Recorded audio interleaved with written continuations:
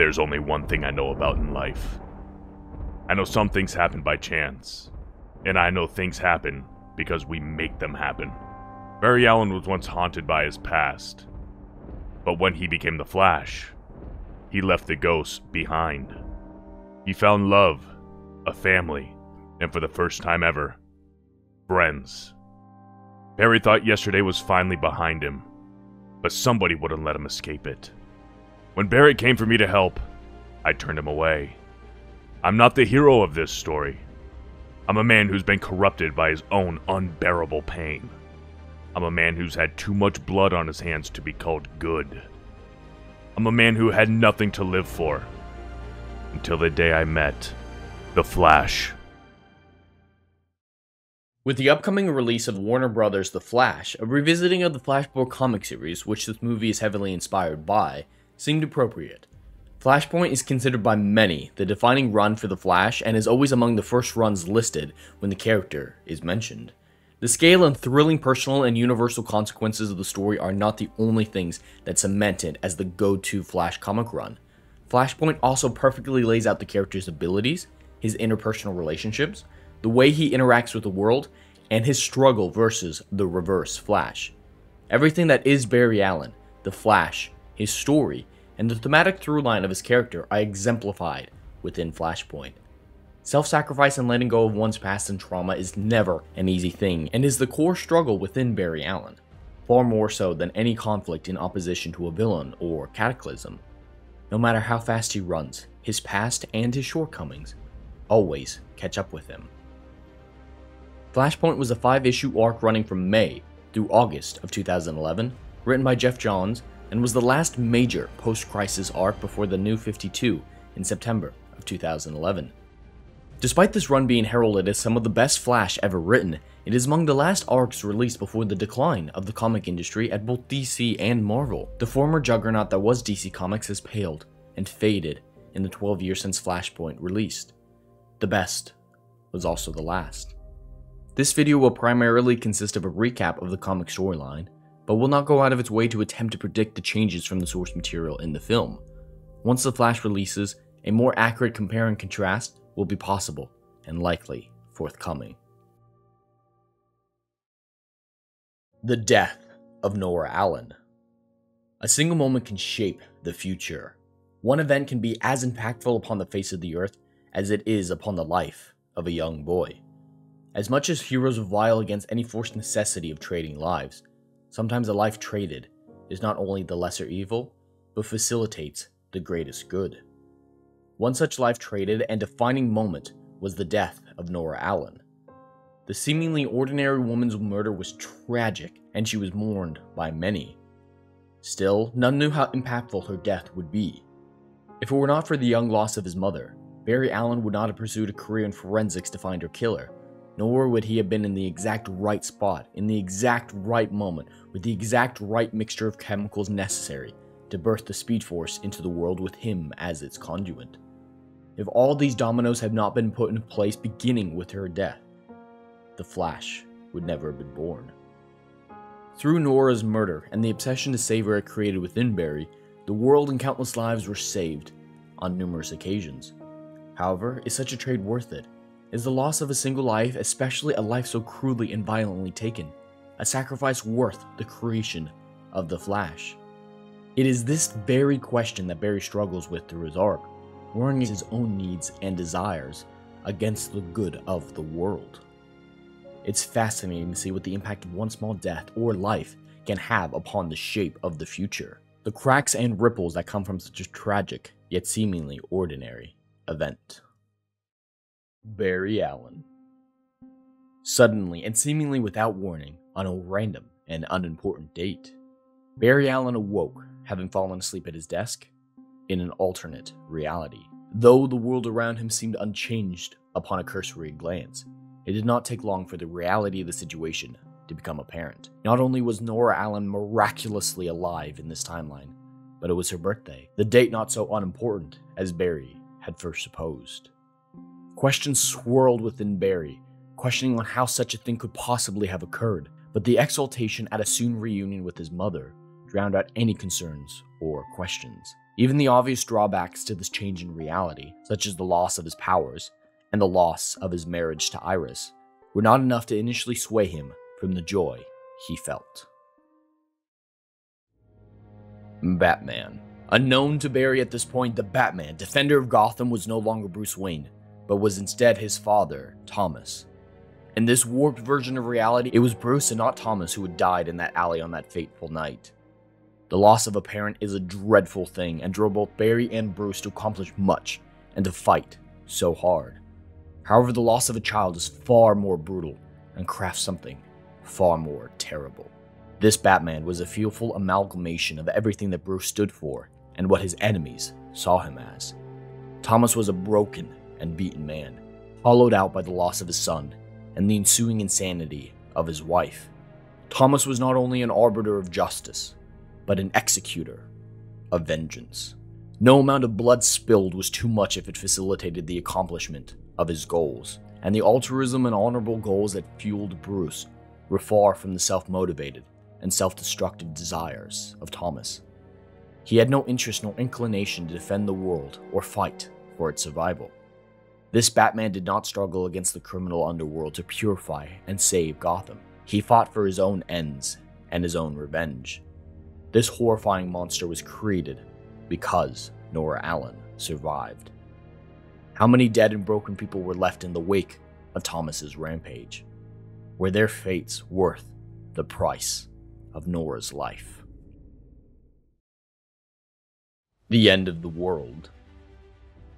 The personalities of all those who knew Barry were not the only things changed by the twisted history that had flowed from Nora's rescue. The world itself was jeopardized by her survival. The kingdoms of the Atlanteans and the Amazons were at war, tearing the world apart. Batman was not the only hero left twisted and malformed by the change. Both Aquaman and Wonder Woman were also changed, pale shades and vile counterparts to the heroic and altruistic paragons that they should have been.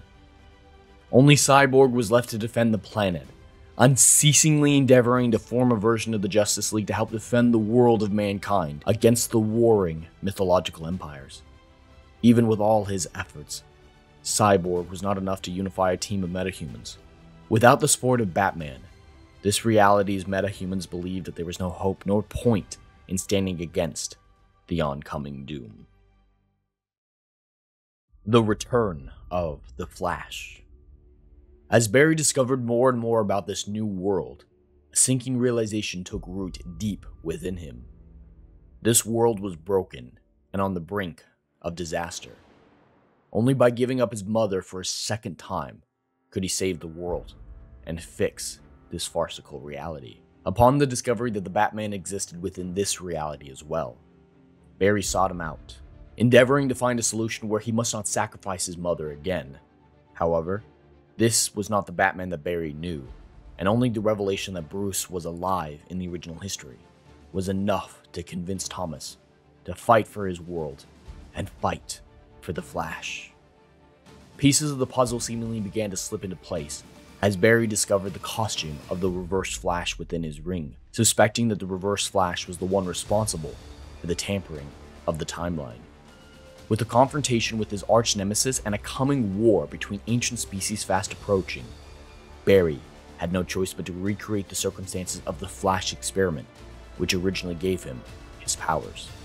He could no longer be vulnerable for fear that his enemies may exploit his predicament. With the assistance and wealth of Thomas backing him, experimentation on recreating the lightning bolt that gave Barry his powers began. The first attempt ended in near complete disaster, near ending any hope of fixing this reality. Not only did the first experiment fail to reconnect Barry with the Speed Force, but it also left him severely burned and barely able to move. With the Flash out of commission, this reality stood no chance against the oncoming war or the potential manipulation of the Reverse Flash. Barry knew this. He knew that in his current condition, everyone was doomed. So, this young and broken hero forced himself back into the experiment, demanding Thomas try again. Even the bloodthirsty and singularly minded monster that Thomas had become hesitated to inflict such pain upon a young man. Yet the thought of his son alive once more pushed him to comply with Barry's wishes. In a flash of yellow lightning and a surge of dimensional energy, the Flash was reborn. Superman. Even with the might of the Batman and the newly restored Flash, Thomas and Barry knew that they would not be enough to hold back the encroaching armies, nor thwart whatever the Reverse Flash was planning.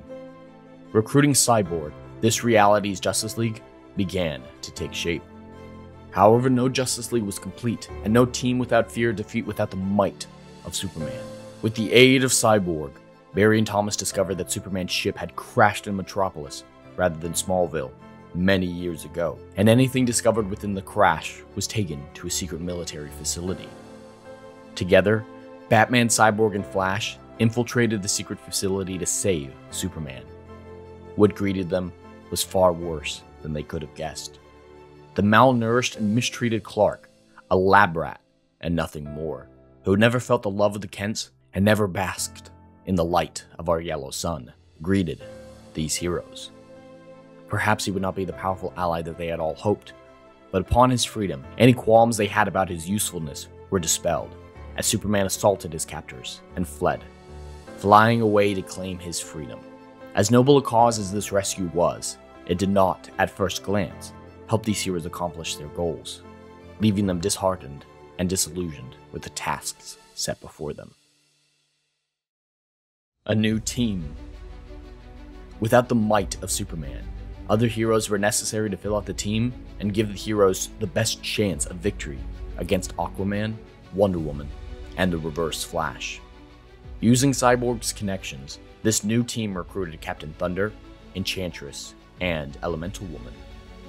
These heroes paled in comparison to a single Superman, but they just might be enough. Together, these heroes ventured to Europe, preparing to confront the armies of the Atlanteans and of the Amazons. It was then that the origin of this war was revealed. Some time ago, Aquaman and Wonder Woman were engaged in an illicit affair. When Queen Mara discovered the affair, Wonder Woman cut her down. Enraged by the death of his wife at the hands of his lover, Aquaman swore vengeance against Wonder Woman and all Amazonians. Trust is a capricious thing and is the most valuable building block of a team. If Thomas and Barry had managed to recruit Superman, perhaps there would have been trust, but fate is a fickle mistress. Upon the outbreak of combat, Enchantress, a new team member, betrayed the others, throwing in her support with Wonder Woman by unraveling the magic of Captain Thunder, otherwise known as both Shazam and Captain Marvel in the original timeline. This Wonder Woman bore little resemblance to the one Barry once knew, for his Diana had a kind heart and a caring spirit. But this Diana shed no tears and bore no qualms at the brutal murder of the child, Billy Batson, the truth behind Captain Thunder. With their strongest warrior vanquished, all hope seemed lost, leaving Barry to gaze out at the crumbling world around him. How could so much death and suffering be birthed by the salvation of his mother? The Reverse Flash. As if hearing Barry's internal struggle, the Reverse Flash arrived, bearing answers, proof, and the truth to all of Barry's questions. Throughout his time in this brutal and savage reality, Barry had forced himself to believe that this chaos and death was birthed by the hands of the Reverse Flash, perhaps in some twisted plan to torture Barry, giving him a brief chance at reconnection with his mother, only to so savagely take it away from him. However, the Reverse Flash came with the truth.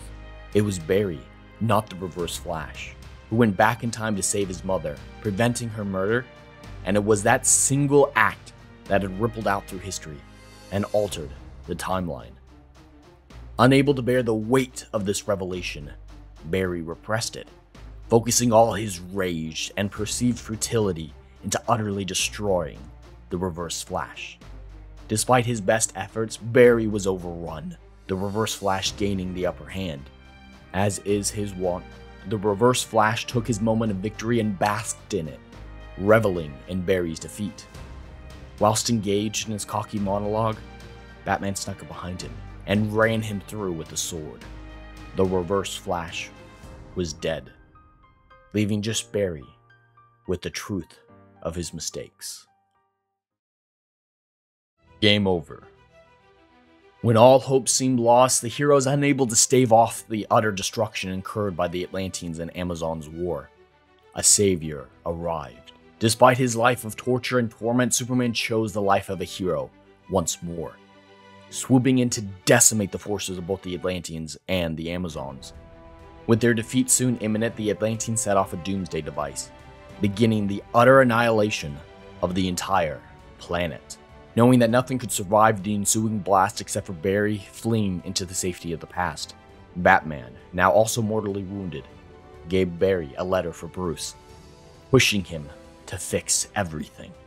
Knowing that it was his own deeds which caused this warped reality, the Flash knew what must needs be done. He must give up his mother once more. Only by her death could the very world be saved from destruction. Barry must give up what he needs most for the good of all mankind, sacrificing the goal he had dedicated his whole life to achieving. Thomas's letter carefully within his grasp, he ran, fleeing the blast of the doomsday device, disappearing into history. Thomas stared after Barry, silently accepting his fate, knowing that though the blast would soon tear him asunder, everything would be set right. Epilogue. Once engulfed within the Speed Force, the Flash raced down his former self, preventing him from saving Nora's life and restoring the timeline to the history he had previously known. Even with all that he had just lost and all that he had just learned about himself, a strange contentment washed over Barry. He could remember the other life just as clearly as his original. Every birthday spent with his mother, every tearful night and joyful day was his to be cherished forever. As Bruce Wayne put it, perhaps those memories were a gift. Barry, his work done and his peace found, knew that one more thing was required of him. He must help Bruce find a modicum of peace too. The letter that Thomas had given Barry for Bruce could provide such peace. After giving the letter to Bruce, emotions overwhelmed the customarily stoic Batman, his father's words haunting him as the story closed out. Both the Batman and the Flash would never be the same again. There's only one thing I know about in life. I know some things happen by chance, and some things happen because we make them happen. Barry Allen was once haunted by his past, but when he became the Flash, he left the ghosts behind. He found love, a family, and for the first time ever, friends. Barry thought yesterday was finally behind him, but somebody wouldn't let him escape it. When Barry came to me for help, I turned him away. I'm not the hero of this story. I'm a man who's been corrupted by his own unbearable pain. I'm a man who has too much blood on his hands to be called good. I'm a man who had nothing to live for, until the day I met the Flash.